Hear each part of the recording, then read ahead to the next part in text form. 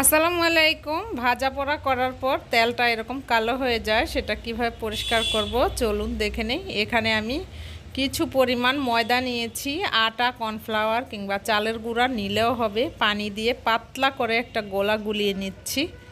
গোলানো হয়ে গেছে, এবার তেলটাকে গরম করে এর মধ্যে আমি ওই আটার গোলাটা দিয়ে দিচ্ছি, দিয়ে তারপর নেড়ে চেড়ে ভালোভাবে একটু রান্নার মতো করে নিব। আর এই ফাঁকে কিন্তু তেলের মধ্যে যে ময়লাটা থাকে সেটা কিন্তু এই আটার গায়ে লেগে যাবে।